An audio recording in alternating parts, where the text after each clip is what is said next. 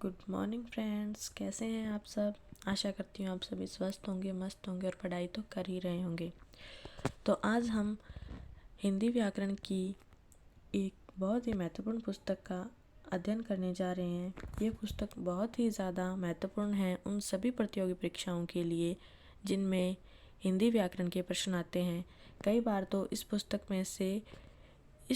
में से जो उदाहरण दिए गए हैं इसमें वे प्रश्न सीधे के सीधे प्रतियोगी परीक्षा में देखे गए हैं। तो चलिए इसकी शुरुआत करते हैं। इस पुस्तक का नाम है नवीन हिंदी व्याकरण एवं रचना, कक्षा 9, 10, 11 और 12 के लिए। इसके जो लेखक हैं उनका नाम है रतनलाल गोयल भावी और डॉक्टर भगवती लाल व्यास। इसके जो संयोजक हैं डॉक्टर सोहनदान चारण हैं। तो इसके अंदर दिए गए टॉपिक्स देखते हैं कौन कौन से हैं। इसके अंदर खंड क में है भाषा और व्याकरण, शब्द विचार, शब्द रूपांतरण, जिसके अंदर लिंग, वचन, काल, कारक, वाच्य, पद परिचय, संधि, समास, उपसर्ग, प्रत्यय, अर्थ विचार, शुद्ध वर्तनी, शब्द शक्ति, वाक्य विचार, विराम चिन्ह, मुहावरे एवं लोकोक्तियाँ, अलंकार, परिभाषा एवं प्रकार। तो इसके पहले टॉपिक से शुरुआत करते हैं जिसका नाम है भाषा और व्याकरण। भाषा है वो भाष धातु से मिलकर बना है। भाषा संस्कृत के भाष धातु से मिलकर बना शब्द है। और व्याकरण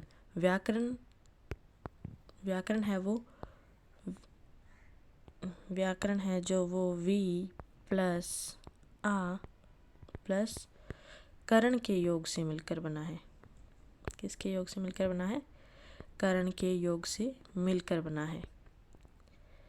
भाषा भाष धातु से, तो व्याकरण वी प्लस आ प्लस करण के योग से मिलकर बना है, जिसका अर्थ होता है विशेष रूप से या पूरी तरह से सीखना। भाषा का जो ज्ञान होता है वह व्याकरण में निहित होता है। भाषा का ज्ञान किस में निहित होता है? व्याकरण में निहित होता है। तो चलिए शुरू करते हैं। सामाजिक प्राणी होने के नाते मनुष्य को परस्पर सर्वदा विचार विनिमय करना पड़ता है। कभी वह सर हिलाने या संकेतों के माध्यम से अपने विचारों या भावों को अभिव्यक्त कर देता है, तो कभी उसे ध्वनियों, शब्दों एवं वाक्यों का सहारा लेना पड़ता है। इस प्रकार यह प्रमाणित है कि भाषा ही एकमात्र ऐसा साधन है जिसके माध्यम से मनुष्य अपने हृदय के भाव एवं मस्तिष्क के विचार दूसरे मनुष्यों के समक्ष प्रकट कर सकता है और इस प्रकार समाज में पारस्परिक जुड़ाव की स्थिति बनती है। यदि भाषा का प्रचलन न हुआ होता तो बहुत संभव है कि मनुष्य इतना बौद्धिक, वैज्ञानिक एवं आत्मिक विकास भी नहीं कर पाता। भाषा न होती तो मानव अपने सुख दुख का इजहार भी नहीं कर सकता। भाषा के अभाव में मनुष्य जाति अपने पूर्वजों के अनुभवों से लाभ नहीं उठा सकती।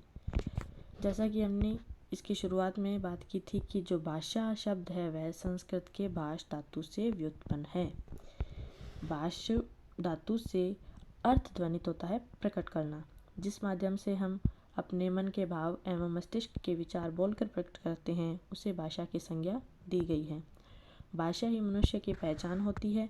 उसके व्यापक स्वरूप के संबंध में कहा जा सकता है कि भाषा वह साधन है जिसके माध्यम से हम सोचते हैं और अपने भावों या विचारों को व्यक्त करते हैं। परिवर्तन प्रकृति का नियम है। समय के साथ साथ भाषा में भी परिवर्तन आता रहता है। इसी कारण संस्कृत, पाली, प्राकृत, अपभ्रंश आदि आर्य भाषाओं के स्थान पर आज हिंदी, राजस्थानी, गुजराती, पंजाबी, सिंधी, बंगला, उड़िया, असमिया, मराठी आदि अनेक भाषाएं प्रचलित हैं। भारत की राजभाषा हिंदी स्वीकारी गई है। वर्ण विचार। किसी भाषा के व्याकरण ग्रंथ में इन 3 तत्वों की विशेष एवं आवश्यक रूप से चर्चा या विवेचना की जाती है। नंबर 1 वर्ण, नंबर 2 शब्द और नंबर 3 वाक्य। वर्ण होते हैं वो भाषा की सबसे लघुत्तम इकाई होते हैं जिसके टुकड़े नहीं किए जा सकते, और जो भाषा की जो सार्थक इकाई होती है उसे शब्द कहते हैं, जिसका कोई ना कोई सार्थक अर्थ होता है। और शब्दों से ही मिलकर वाक्यों से ही निबंध बनते हैं। तो चलिए आगे करते हैं।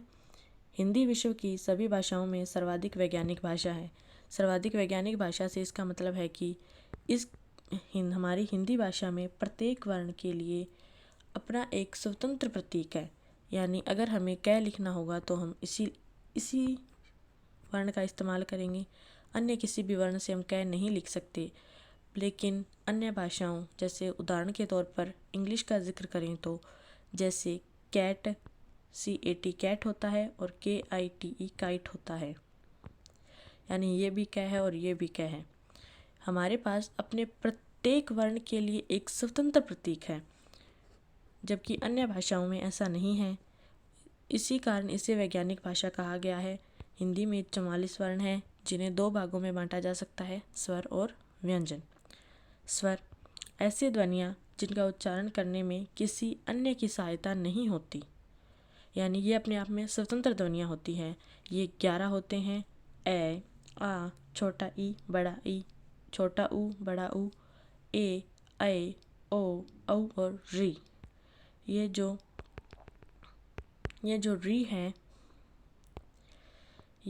है, ये संस्कृत का है। किसका है? ये संस्कृत का है। अगर वैसे सीधा ही प्रश्न आ जाए कि री है तो इसे स्वरों में इनकी गिनती होती है, परंतु ये संस्कृत के लिया गया है। हिंदी में हम इसे कुछ इस प्रकार लिखते हैं। वहीं जो इसके अलावा एक ओ है, ओ, ये एक ग्राह्य स्वर है। ये कौन सा स्वर है? ग्राह्य स्वर है, जो हमने अंग्रेजी भाषा से ग्रहण किया है। किससे ग्रहण किया है? अंग्रेजी भाषा से। तो स्वरों को 2 भागों में बांटा जा सकता है, ऋषभ और दीर्घ स्वर। ऋषभ स्वर वैसे देखें तो ऋषभ स्वर वे होते हैं जिनमें केवल एक ही मात्रा होती है, और दीर्घ स्वर जो एक से अधिक मात्राओं से मिलकर बने होते हैं। जैसे देखिए, जिन स्वरों के उच्चारण में अपेक्षाकृत कम समय लगे उन्हें ऋषभ स्वर, और जिन स्वरों के बोलने में अधिक समय लगे उन्हें दीर्घ स्वर कहते हैं। इन्हें मात्रा द्वारा भी दर्शाया जाता है। ये 2 स्वरों को मिलाकर बनते हैं, अतः इन्हें संयुक्त स्वर भी कहा जाता है। किन्हीं? दीर्घ स्वरों को संयुक्त स्वर भी कहा जाता है। ए, ई, मैं बता देती हूँ। ए, ई, ऊ और ये जो री है, ये क्या है? ये ऋषभ स्वर है। इन्हें मूल स्वर भी कहते हैं। क्या कहते हैं इन्हें? इन चारों को मूल स्वर भी कहते हैं। और इसी प्रकार जैसे आ, ई, आ, बड़ा ई, बड़ा ऊ, ए, ऐ, ओ और औ, ये क्या है? ये दीर्घ स्वर है। ये स्वरों की जो मात्राएं दी गई हैं ये आप देख लीजिएगा। इसके बाद में आते हैं कि जो स्वर होते हैं ये जो हैं, इन्हें 5 आधार पर विभाजित किया जाता है। कितने आधार पर? 5 आधार पर विभाजित किया जाता है। उत्पत्ति के आधार पर, काल से या समय के आधार पर, जिह्वा के आधार पर, मुखाकृति के आधार पर और ओष्ठाकृति के आधार पर। उत्पत्ति के आधार पर हमने चर्चा की थी मूल स्वर या ऋषभ स्वर और दीर्घ स्वर के आधार पर। काल या समय के आधार पर इन्हें मात्राओं के आधार पर, जैसे लघु मात्रिक या दीर्घ मात्रिक। लघु मात्रिक मूल स्वरों को कहते हैं और दीर्घ मात्रिक है जो वो दीर्घ स्वरों के लिए आता है। जिह्वा के आधार पर इन्हें 3 भागों में बांटा गया है। 3 भागों में बांटा गया है, अग्र, मध्य और पश्च। इसके बाद में मुखाकृति के आधार पर इन्हें 4 भागों में बांटा गया है। ये हैं संवर्त, अर्धसंवर्त, विवर्त और अर्धविवर्त। और ओष्ठाकृति के आधार पर इन्हें 2 भागों में बांटा गया है। व्रतमुखी और अव्रतमुखी। और इसी प्रकार जो इनका उच्चारण स्थान है वो भी देख लेते हैं। चलिए, इनका उच्चारण स्थान है, जैसे इनका उच्चारण स्थान है वो है कंठ है। इनका ए और आ का उच्चारण स्थान क्या है? कंठ है। ई और बड़ी ई का जो उच्चारण स्थान है वह है तालव्य। ये जो री है, इसका उच्चारण स्थान है मूर्धन्य। और ये जो ऊ और बड़ा ऊ है इसका है ओष्ठ है। और ये जो ए और ऐ है, इनका उच्चारण स्थान है कंठ और तालु। और औ और औ, ओ और औ, इनका है कंठोष्ठ। इनका उच्चारण स्थान क्या है? कंठोष्ठ। अब बात करते हैं व्यंजनों की। व्यंजन जो ध्वनियाँ स्वरों की सहायता से बोली जाती है उन्हें व्यंजन कहते हैं। जब हम क बोलते हैं तो क में क प्लस ए मिला होता है। इस प्रकार हर व्यंजन स्वर की सहायता से ही बोला जाता है। इन्हें 5 वर्गों तथा स्पर्श, अंतस्थ, ऊष्म व्यंजनों में बांटा जा सकता है। जैसे जो 5 व्यंजन हैं, 5 वर्ग, ये जो 5 वर्ग हैं जैसे क वर्ग, च वर्ग, ट वर्ग, त वर्ग, प वर्ग, ये 5 वर्गों में, अंतस्थ में य, र, ल, व, और ऊष्म के अंदर श शंकर वाला, श षटकोण वाला, स सलेट वाला और है संयुक्ताक्षर। इसके अतिरिक्त हिंदी में 3 संयुक्त व्यंजन होते हैं।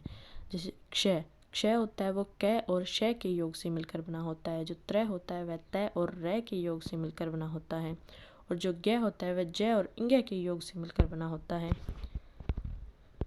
हिंदी वर्णमाला में 11 स्वर, 33 व्यंजन अर्थात कुल 44 वर्ण होते हैं तथा 3 संयुक्ताक्षर भी होते हैं। वर्णों के उच्चारण स्थान भाषा को शुद्ध रूप से बोलने और समझने के लिए विभिन्न वर्णों के उच्चारण स्थानों को जानना आवश्यक है। जैसे ये हमने शुरू में बात की थी, जो ए और आ है, इसका जो उच्चारण स्थान है वो क्या है? वह है कंठ है। कंठ है। इसके अंदर जो ये जो विसर्ग है, ये जो विसर्ग और अनुस्वार है, ये ना तो स्वरों की श्रेणी में आते हैं और न ही ये व्यंजनों के नियमों को पूरा करते हैं। इसलिए इन दोनों को अयोगवाह ध्वनियों की श्रेणी में रखा गया है। किस में रखा गया है? अयोगवाह की श्रेणी में।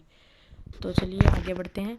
ए और आ, क वर्ग और विसर्ग, इनका जो उच्चारण स्थान है वह है कोमल कंठ तालु या कंठे भी कह सकते हैं। उसके बाद में आता है ई, बड़ी ई, च वर्ग, य और श, इनका जो उच्चारण स्थान है वह है तालु या तालव्य। इसके बाद में आता है री, ट वर्ग, र और श षटकोण वाला श, इसका उच्चारण स्थान है मूर्धन्य या मूर्धा। इसके बाद में है री, त वर्ग, ल या स, इसका जो उच्चारण स्थान है वह है दंत या दंत्य। और इसके बाद में है उ और बड़ा उ, प वर्ग का है ओष्ठ या ओष्ठ है। उसके बाद में इंग, ये जो नासिके वर्ण होते हैं, ण, न, म, इनका जो स्थान होता है वह होता है नासिका। इसके बाद में है ए और ऐ, इनका स्थान है कंठ तालु यानी कंठ और तालव्य। ओ और औ, इनका है कंठोष्ठ। व का है दंत और ओष्ठ यानी दंतोष्ठ। और है ये अलिजिह्वायन, अलिजिह्वा के द्वारा इसके उच्चारण स्थान किया जाता है। अनुनासिक ध्वनियों के उच्चारण में वर्ण विशेष का उच्चारण स्थान के साथ साथ नासिका का भी योग रहता है। अतः अनुनासिक वर्णों का उच्चारण स्थान उस वर्ग का उच्चारण स्थान और नासिका होगा। जैसे अंग में कंठ और नासिका दोनों का उपयोग होता है, अतः इसका उच्चारण स्थान कंठ और नासिका होगा। उच्चारण की दृष्टि से व्यंजनों को 8 भागों में बांटा जा सकता है। कितने भागों में बांटा जा सकता है? 8 भागों में। नंबर 1 है स्पर्शी व्यंजन। स्पर्शी व्यंजन, इसमें च वर्ग नहीं आता, ये याद रखिएगा, इसमें च वर्ग नहीं आता। कौन सा वर्ग नहीं आता? च वर्ग को छोड़कर जो हमारे बाकी 4 वर्ग हैं उसमें भी 5वां वर्ण यानी जो नासिके वर्ण हैं उनको छोड़कर जो 16 हैं वह स्पर्शी व्यंजन कहलाते हैं। कौन से व्यंजन कहलाते हैं? स्पर्शी व्यंजन। इनकी संख्या 16 होती है। स्पर्शी व्यंजन जिन व्यंजनों के उच्चारण में फेफड़ों से छोड़ी जाने वाली हवा वाग्यंत्र के किसी अवयव का स्पर्श करती है और फिर निकलती है, वे कौन सी? वे कहलाती हैं, वे व्यंजन स्पर्शी व्यंजन कहलाते हैं। जैसे क, ख, ग, घ, ट, ठ, ड, ढ, त, थ, द, ध, प, फ, ब, भ। इसके बाद में आते हैं संघर्षी। संघर्षी के अंदर जिन्हें बोलने के लिए थोड़ा संघर्ष करना पड़ता है जैसे जिन व्यंजनों के उच्चारण में दो उच्चारण अवयव इतनी निकटता पर आ जाते हैं कि बीच का मार्ग छोटा हो जाता है, तब वायु उनसे घर्षण करती हुई निकलती है, ऐसे संघर्षी व्यंजन हैं। ऐसे संघर्षी व्यंजन कौन कौन से देखते हैं? श शंकर वाला, श षटकोण वाला, स सलेट वाला, है हल वाला, ख ज और फ। इसके बाद में है स्पर्श संघर्षी। स्पर्श संघर्षी जो च वर्ग हमने स्पर्शी में छोड़ा था वह स्पर्श संघर्षी में आता है। जिन व्यंजनों की उच्चारण में स्पर्श का समय अपेक्षाकृत अधिक होता है और उच्चारण के बाद वाला भाग संघर्षी हो जाता है, वे स्पर्श संघर्षी कहलाते हैं, जैसे च, छ, ज और झ। और जो नासिक्य वर्ण है, नासिक्य वर्ण जिनके उच्चारण में हवा का प्रमुख अंश नाक से निकलता है। उसके बाद में है पार्श्विक। पार्श्विक के अंदर जिनके उच्चारण में जिह्वा का अगला भाग मसूड़े को छूता है और वायु है जो वो पार्श्व या आसपास से निकल जाती है, इसके जैसे लय। इसके बाद में है प्रकंपित। प्रकंपित में जिन व्यंजनों के उच्चारण में जिह्वा को 2 से 3 बार कंपन करना पड़ता है, जैसे र। इसके बाद में उच्छिप्त। उच्छिप्त का अर्थ फेंका हुआ होता है। उच्छिप्त का वैसे जैसे ड और ढ। उच्छिप्त जिनके उच्चारण में जिह्वा की नोक झटके से नीचे गिरती है तो वह उच्छिप्त अर्थात फेंका हुआ ध्वनि कहलाती है। ड और ढ ये क्या है? उच्छिप्त ध्वनियाँ हैं। इसके बाद में संघर्षहीन। संघर्षहीन यानी इन्हें अर्धस्वर भी कहते हैं। संघर्षहीन को क्या कहते हैं? अर्धस्वर भी, यानी इनको बोलने के लिए बिल्कुल भी संघर्ष नहीं करना पड़ता। जैसे जिन ध्वनियों के उच्चारण में हवा बिना किसी संघर्ष के बाहर निकल जाती है वे संघर्षहीन ध्वनियाँ कहलाती हैं, जैसे य और व। इनके उच्चारण में स्वरों से मिलता जुलता प्रयत्न करना पड़ता है, इसलिए इन्हें अर्धस्वर भी कहते हैं। क्या कहते हैं? अर्धस्वर भी कहते हैं। तो आगे देखते हैं। इसके अतिरिक्त स्वर तंत्रियों की स्थिति और कंपन के आधार पर वर्णों को घोष और अघोष श्रेणी में बांटा जाता है। घोष को सघोष भी कहते हैं। क्या कहते हैं? सघोष। घोष का एक और भी है नाम जिसे कहते हैं सघोष। घोष का अर्थ है नाद या गूंज। जिन वर्णों का उच्चारण करते समय गूंज जिसे क्या कहते हैं? स्वर तंत्र में कंपन होता है, उसे घोष वर्ण कहते हैं। जैसे क और च वर्ग आदि सभी वर्गों के अंतिम 3 वर्ण, यानी जैसे एक जो क वर्ग होता है वह क, ख, ग, ख और ग से मिलकर बना होता है। इनका जो अंतिम 3 अक्षर हैं, जैसे ये 3 हैं, क और ख को छोड़कर बाकी जो 3 अक्षर बच जाते हैं वे और य, र, ल, व, है, ये क्या कहलाते हैं? घोष वर्ण कहलाते हैं। और इनकी संख्या कितनी होती है? 30 होती है। इसके बाद में है अघोष। इन वर्णों के उच्चारण में प्राण वायु में कंपन नहीं होता, अतः कोई गूंज न होने से ये अघोष वर्ण होते हैं। सभी वर्गों के पहले और दूसरे, यानी जो हमने घोष में छोड़ दिया था वह अघोष है। इनकी संख्या कितनी है? 13 है। इसके अलावा उसमें य, र, ल, व है था, इसके अंदर श षटकोण वाला, श शंकर वाला और स स्लेट वाला, यानी तीनों से आ जाते हैं। इसके बाद में है श्वास वायु के आधार पर वर्णों के 2 भेद हैं, अल्प प्राण और महाप्राण। अल्प प्राण वे होते हैं जिन वर्णों के उच्चारण में श्वास वायु कम मात्रा में मुख विवर से बाहर निकलती है। क वर्ग, च वर्ग आदि वर्णों का पहला, तीसरा और 5वां वर्ण, यानी जो वर्ण है उसके पहले, तीसरे और 5वें वर्ण है, ये क्या कहलाते हैं? अल्प प्राण कहलाते हैं। इसके साथ में य, र, ल, व और सभी स्वर क्या कहलाते हैं? अल्प प्राण कहलाते हैं। उसके बाद में है महाप्राण। महाप्राण जैसे जो अल्प प्राण में छूट गए वे सारे महाप्राण में आ जाते हैं। जैसे उसके अंदर 1, 3, 5 था, इसके अंदर 2 और 4, यानी जिन वर्णों के उच्चारण में श्वास वायु अधिक मात्रा में मुख विवर से बाहर निकलती है उन्हें महाप्राण ध्वनि कहते हैं।